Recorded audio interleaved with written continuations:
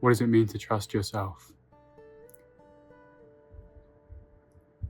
Your only job really is to breathe and to trust. There is such a natural intelligence unfolding for you that balances everything out. Your situation, any issues you think you have, any imbalances in your emotions, your energy fields.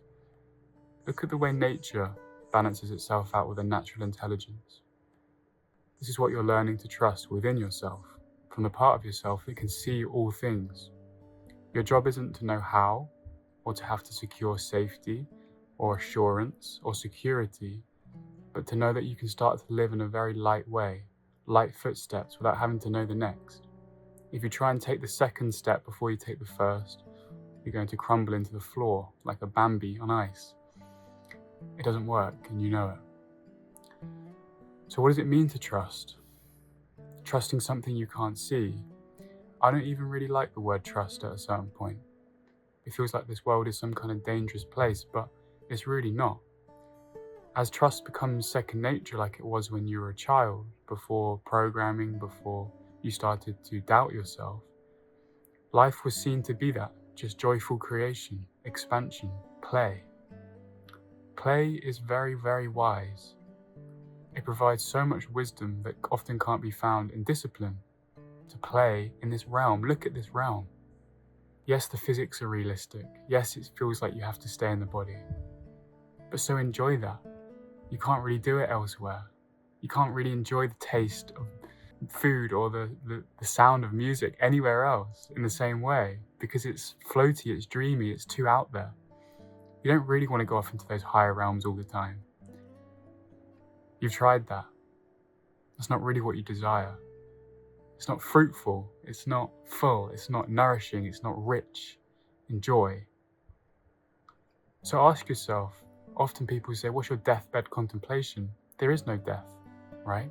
We could say the end of your chapter contemplation in this body as you turn the page to another adventure. So what is that contemplation? What would you do here? And what would you regret at the end if you didn't? The only regret really is to stop pressurizing yourself. Stop thinking this is some kind of test, challenge, needing to prove yourself. None of that matters at the end of this. And if you do too much the other way, you'll come back for another incarnation to see, right, am I going to trust myself now? Am I going to love myself? Am I going to live for joy? You know, I'm going to shout this from the rooftops until this body passes on. I don't mind who listens, but why not join me? What can you do here that you can't do anywhere else? Enjoy yourself in the body, the senses, the pleasures, the sensuality, the sexuality within yourself, and also if you want to share that with another. Neither are pressurized. It's a complete heavenly dream, asking you to trust it. So what's beyond trust? Because I said this before. What's a word? I think you already know it. It starts with K. Knowing. You know you're supported. You know why you're here. You don't know how, you don't know where you're going next, but you know that you could never take a step out of line. Every hair on your head, I once went and met John Butler, and he said, every hair on your head is in the perfect place, and I sat with him. I've never felt acceptance like that. Yes, no matter how many things you think are wrong with you, the stories, you are perfect. And it sounds cliche, doesn't it? But the flaws are what give you an edge. They're not really flaws. They're characteristics, they're texture. You ever been to a place like a dentist or a hospital where everything's clinical and clean and perfect? Yes, it's great for that environment, but where's the texture? Where's the depth? Where's the color? Where's the sound? That's what brings you alive. Something unique about you. There isn't an ego.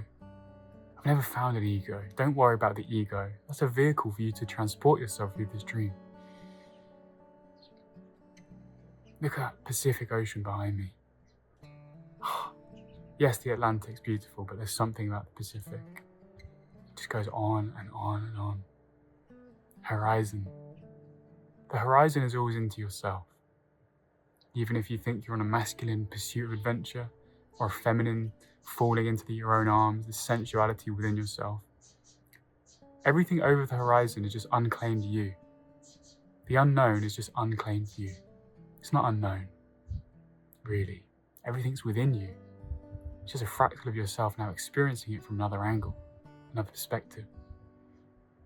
Masters of joy, pleasure, exploration, expansion within yourself. You know, like the yin and yang? It's like the white going into the black. It's all within itself, or the black going into the white. There's nothing outside of this. Everything's just swirling around within itself, within God. You know, these boats out to sea, the boats are really made of the same substance, of the water. Whatever you're transporting yourself through is all light.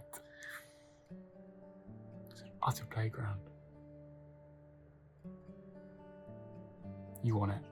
You love it. It's so much better, isn't it, than challenging yourself all the time. All right, love you all.